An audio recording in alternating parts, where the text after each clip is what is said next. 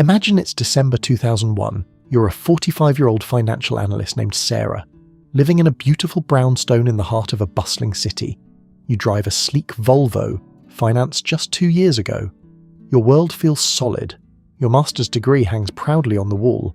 You've paid your insurance for 15 years. You also own a small coastal retreat you bought in the late 90s, expecting it to be your legacy. Your home is filled with fine things, a modern sound system, designer furniture, a life built on trust. It is the classic picture of a middle-class success story you sacrifice so much to write. Then, without warning, the system freezes. The government locks every single bank account. They call it the emergency lockdown. You can only access a fraction of your own cash. Within days, the economy shatters. The currency's value evaporates almost overnight. Chaos erupts. Protests fill the streets. Store shelves are stripped bare in hours. You stand in your silent apartment, looking at everything you spent your life working for, and you begin to understand the terrifying truth that no financial advisor ever mentioned. Every single thing you bought to represent progress has become functionally useless. It's not stolen. It's not broken. It's just dead weight in a reality that no longer exists. This story isn't just about Sarah. Her experience is a well-documented example. This pattern has haunted Weimar Germany, the Soviet Union, Greece and Lebanon. It repeats with mechanical precision, always crushing the exact same class of people. The ones who followed the rules and believed the system was inherently stable. This isn't just theory. It is a recurring nightmare of documented history. Before moving forward, you must understand what truly happens during a collapse. Most people have a cinematic idea of it, imagining burning cars in the streets. Sometimes it looks like that, but most of the time, the collapse is much quieter. It's administrative, it's bureaucratic, it's a slow death by paperwork. Stores remain open, but the prices change every single week. Banks still stand, but they will no longer give you your money. Your house is still standing, but you'll find that no one is willing to buy it. Your car still runs, but fuel costs more than your entire daily wage. Collapse isn't a full stop. It's when the link between money and reality snaps. The price signals that once organized your life suddenly turn into meaningless noise. That is the mechanism. Not physical destruction, but economic dislocation. The purchases most likely to become useless are those framed as responsible investments. Let's go through them one at a time, not as speculation, but as an autopsy. The first purchase that collapses render useless is real estate at the wrong cycle. This is the one people resist most because the mythology is so deep. Land is real. They aren't making more of it. Property always goes up. These phrases have been repeated so often they've taken on the quality of natural law. But they are not natural law. They are beliefs, and beliefs can be stress tested. Let's stress test them. Japan, 1991. After a decade of extraordinary asset inflation, the Imperial Palace in Tokyo was worth more than all of California.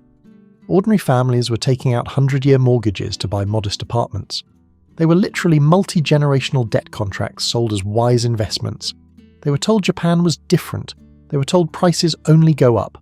Prices fell, and they kept falling. Not for a year, but for 3 decades. Japanese real estate lost 70 to 80% of its peak value. Much of it has still not recovered as of the mid-2000s. An entire generation purchased homes that became their personal prisons. They couldn't sell because they owed more than the property was worth. The home, their greatest asset, became their greatest liability. Now consider the United States in 2008. American households took on roughly $4 trillion in mortgage debt. Home ownership was the American dream, and prices would rise indefinitely. In cities like Las Vegas and Phoenix, home values doubled in 4 years. Families stretched. They took interest-only loans. They bought second properties. Then it reversed. Home prices in some markets fell 60%. 10 million Americans lost their homes to foreclosure between 2007 and 2014. That is a population larger than most European countries. The people hit hardest were not speculators. They were ordinary families. They bought at the wrong time in a market they were told was safe. But in an outright economic collapse, real estate becomes truly useless. In Greece, 2010, property values in Athens fell by roughly 42%. The real problem was liquidity. There were no buyers. The market froze. Owners couldn't liquidate. They couldn't flee. The government raised property taxes. Homeowners were trapped, paying rising taxes in a currency they couldn't control. This was an economy contracting by 6% every single year. Sarah's coastal retreat, bought in 1998, lost 60% of its value. She couldn't sell it. No one was buying vacation property during an emergency. She still had to pay maintenance. She still had to pay local taxes. The asset had become a cost centre, a hole she poured money into. Real estate doesn't become useless because the building falls down. It becomes useless because the financial architecture around it collapses. Mortgages become unpayable when incomes crash. Credit markets simply freeze. Taxes become unbearable when governments become desperate for revenue. The illusion that a house is liquid evaporates when you need it most. That is the trap. The system breaks exactly when you seek its protection. The second purchase that collapse renders useless is the automobile. Specifically, the new automobile purchased on credit.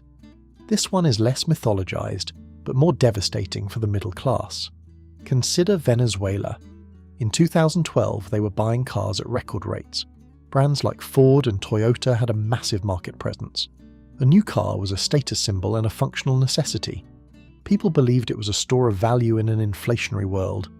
By 2016, the Venezuelan economy had contracted by 30%. The car, a symbol of stability, became a useless object. Not because people didn't want to drive, but because the ecosystem died. Fuel became scarce despite Venezuela having the largest oil reserves. Spare parts vanished as imports dried up and currency disappeared. A set of new tyres cost more than most people earned in a year. Insurance became meaningless in a currency that lost value daily. Roads deteriorated as public infrastructure spending completely collapsed. Tens of thousands of cars sat in garages, physically intact but useless. You couldn't drive them, repair them, or sell them for a fair price. Making loan payments was impossible when your salary was obliterated. The symbol of your middle-class life had become a dead weight. Cuba offers perhaps the most extreme long-term example of this collapse. After 1991, Cuba entered what was called the Special Period. Imports fell by 80% almost overnight. New cars stopped arriving. Existing fleets had to be maintained with ingenuity and desperation. Old Chevrolets were kept running with salvaged parts from trucks, but those who bought newer Soviet vehicles faced a different fate. When the supply chain vanished, those cars became impossible to service. The parts simply did not exist in the Western Hemisphere anymore. Those vehicles became yard ornaments within just a few years. Their owners were no better off than those who owned nothing. A car is not a self-contained asset. It's a node in a network. It requires fuel, refining infrastructure, and complex distribution logistics. It requires international supply chains and foreign currency to import parts. Remove any one of those inputs, and the car begins to die. It's just 2 tons of metal and plastic sitting in your driveway. The ones most harmed are those who bought new cars on credit. They lost little if they paid cash. They lost everything on debt. The loan didn't collapse with the economy. The debt remained. That gap between what you owe and what you can use is destruction. The third purchase that economic collapse makes useless is financial products. Life insurance, pensions, and retirement accounts sold on future promises. This is the cruelest autopsy because these are the most responsible people. Those who sacrificed present consumption for their future financial security. In collapse after collapse, they lose the most because they trusted the most. Weimar Germany provides the most foundational case study for this tragedy. Before World War I, Germany had a highly developed insurance system. Middle-class families held life insurance policies denominated in marks. Then the hyperinflation of 1921 to 1923 destroyed the system completely. A policy that bought a house in 1914 was worth bread in 1923. Literally. The marks promise still existed, but they bought nothing. The insurance company paid the face value, but it was meaningless. A policy worth 20,000 marks bought nothing more than a newspaper. The saver was made whole on paper but destroyed in reality. Civil servants and teachers received their promised defined benefit pensions. The payments simply could not buy enough food for survival. An entire class of people who did everything right were reduced to poverty. This was not fraud or theft, but the consequence of currency debasement. Argentina offers a more modern version of this financial betrayal. In 2008, the government nationalized $30 billion in private pension funds. Individual workers had contributed to these accounts over decades. The government seized them and promised that benefits would be maintained. They weren't. Inflation eroded the purchasing power year after year. Private protected accounts were neither private nor protected from the state. The money was gone, absorbed into general government spending. The promise remained, but the value behind it had completely evaporated. In Lebanon, people who saved in US dollar accounts were told their money was safe. They discovered that they could not access their funds when the crisis hit. Banks imposed capital controls, and dollar withdrawals were blocked or slashed. Forced exchange rates represented a 70, 80, sometimes 90% haircut. Life savings disappeared, retirement funds vanished, but the banks were still there. The logos remained on the doors, but the money inside was long gone. Lent out to a sovereign that could not repay in a broken financial system. Long-term financial products are promises. Give us money today for money in the future. But that future money is in a currency that may not hold its value, managed by institutions that may not remain solvent when the cycle ends, dependent on economic conditions that may not persist throughout your lifetime. Stable currency and solvent institutions are exactly what a collapse destroys. These products are designed for the world that exists before the collapse. They have no mechanism to survive the systemic collapse itself. The most diligent savers, who trusted the deepest, are the ones who lose the most. The fourth purchase that collapse renders useless is the university degree. Knowledge itself is never useless. The ability to think has value in any environment. But a university degree is not the same as knowledge. It is a credential. It is a signal to an employment market that you are eligible for compensation. That signal has value only if the employment market it's aimed at still exists. In the Soviet Union, higher education was rigorous and integrated into the economy. Universities produced millions of engineers and specialists for the state apparatus. These degrees were functional. They slotted directly into the state planning system. An engineering degree meant a guaranteed placement in a state enterprise. A medical degree meant assignment to a hospital. Then the Soviet Union dissolved. The command economy that gave those credentials value dissolved with it. Factories closed, industries vanished, and citizens held credentials that no longer mapped. Engineers drove taxis, physicists sold goods at open-air markets. Professors, some of the most educated, earned less than street vendors. It was not that they became stupid. The system they served no longer existed. The degree was a key, and the lock had been changed. In Greece after 2010, youth unemployment reached 60%. 60%. Among university graduates, the numbers were nearly as grim. Greece had invested heavily in education. Families sacrificed enormously. They sent children abroad to universities in the UK and Germany at enormous cost. These children returned with degrees in law and finance to an economy with no use for them. Between 2010 and 2015, an estimated 200,000 young educated Greeks immigrated. They took their expensive degrees and used them in Germany, the UK, or Australia. Greece paid for their education, but other countries received the benefit. Families were left with the debt and the absence of their children. Spain experienced a nearly identical pattern after the 2008 crisis. Unemployment among those under 25 reached over 55%. This generation was called the Generación Perdida, the lost generation. They were educated for an economy that had collapsed before they could join. A university degree is an investment in a specific economic structure. It assumes the industries you train for will still exist when you graduate. It assumes the salary premium that a degree commands today will persist. It assumes the debt taken for the degree will be repayable from future income. In a collapsing economy, every single one of these assumptions fails simultaneously. The industries disappear, and the salary premiums simply compress or vanish. The debt remains nominal and unyielding while the income to service it evaporates. You're left with a piece of paper that cost years and thousands of dollars. The economy it was designed for failed, but you still hold the debt. The fifth purchase is the broad category of consumer lifestyle goods, the home theatre systems, the designer furniture, and the electronics. A life built on the assumption that income and credit would remain available. This category exposes the deepest assumption, that consumption equals stability. Buying things is a sign that the system must be working properly. In Zimbabwe, between 2007 and 2008, a strange phenomenon occurred. hyperinflation reached 79% per month in November 2008. People rushed to buy anything at all the moment they received money.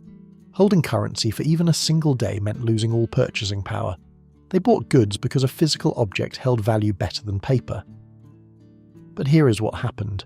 The electronics broke and there were no parts. The appliances failed and there were no technicians to repair them. The clothes wore out and there were no replacements as industry collapsed. When the goods were gone, there was no way to convert them back to food. They had traded flexibility for stuff, and flexibility is all that matters.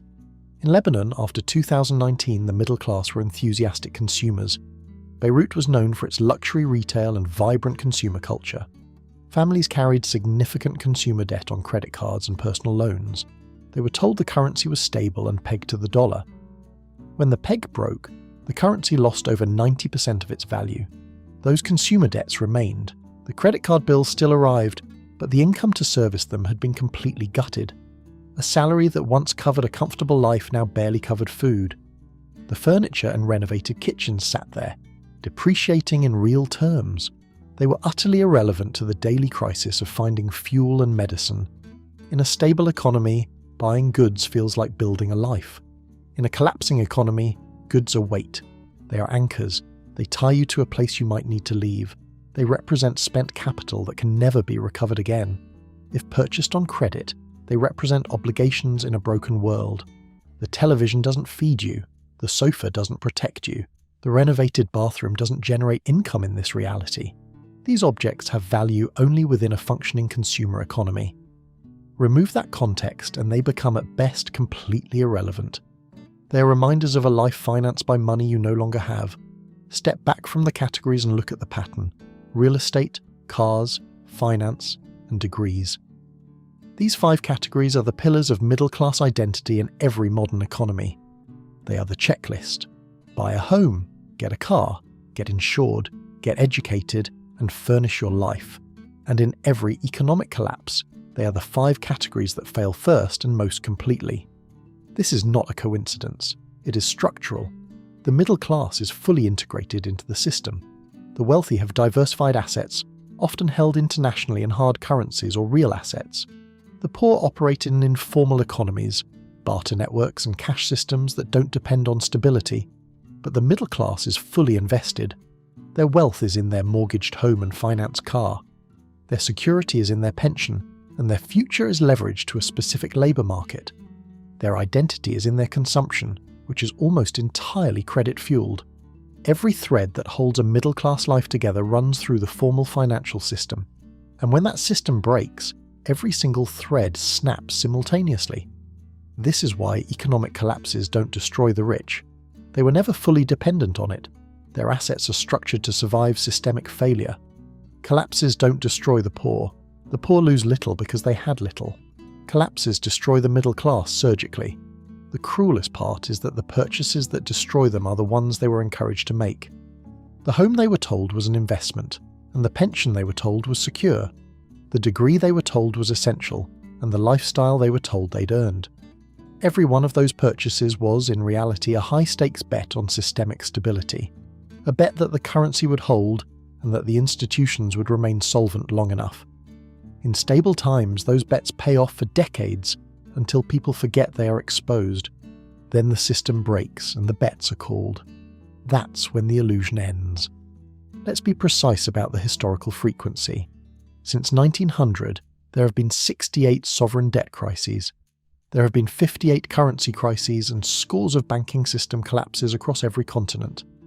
According to Carmen Reinhart and Kenneth Rogoff, these crises are a fundamental part of history. The average citizen has a 1 in 3 chance of living through a major financial crisis. Yet, all cultural messaging operates as if a collapse is a theoretical impossibility. We act as if it only happens in poorly managed nations, in countries that made mistakes. But Weimar Germany was advanced. Argentina was once one of the 10 wealthiest nations. Lebanon was the Switzerland of the East. Venezuela had the largest oil reserves on Earth. Greece was backed by the European Central Bank. None of it mattered when the math broke. When the math broke, the purchases people made trusting in that math broke with it. This analysis is not saying don't buy a house or don't get an education. In a functioning economy, these are often the best decisions you can make. What this is saying is, understand the assumptions embedded in every single purchase. Understand that every long-term financial commitment is a high-stakes bet on stability. And understand that systemic stability has never been guaranteed in history. A 30-year mortgage is a bet that the labour market and the tax structure will hold. If any one of those factors fail, you're exposed. It's 4 separate bets at once. A 5-year car loan is a bet that fuel and parts will remain available and affordable. A pension, or life insurance, is a bet that the institution will remain solvent. You're betting that inflation will not outpace your returns or the government sees the fund. A university degree is a bet that the industry you're trained for will still exist. You bet that automation or immigration will not undercut your wage premium. None of these are bad bets in isolation, but stacked together they create total exposure. Systemic stability is a risk that most people never evaluate because the system hides it. The system that sells you these products depends on the stability those products require. It has no incentive to warn you. It has every incentive to reassure you relentlessly. The message is always the same: buy, borrow, commit, extend. The system is stable. The system will always be stable until the day it isn't. So, what do you do with this information? That's not a question I can answer for you.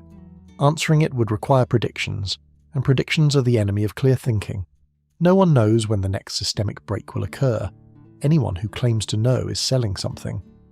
But history reveals what the survivors of past collapses had in common: how they structured exposure.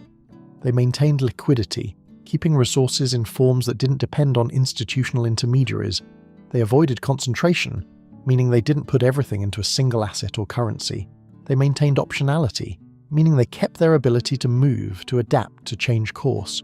They understood the difference between buying things that felt good and maintaining capabilities, and perhaps most importantly, they understood that the rules can change overnight. The contract you signed can be rewritten by a government that is desperate for your wealth. The currency your savings are in can be devalued by a central bank with no other option. These are not fantasies. These are documented things that happen to real people. Let me end where we began with Sarah in her apartment. It is now 2003. Technically, the economy has stabilised. Sarah still has her apartment, worth half what she paid. Her life insurance policy paid out its face value, and the payout bought 2 weeks of groceries. Her vacation home sits empty and unsold, accumulating tax liens she cannot pay. Her degree still hangs on the wall, but she's no longer working as a financial analyst. She's doing administrative work, earning a fraction of what she made before the crisis. She's alive and housed, but she has learned something that she will never unlearn. Every purchase she was told was smart and responsible turned out to be a bet that failed. Not because the purchases were irrational, but because the system they relied on didn't hold. She doesn't blame anyone. There is no single villain, just a structure that made betrayal inevitable. The system wasn't designed to betray her, but it assumed permanence where none exists. The question is whether you will recognize the pattern before you are inside it, or only after.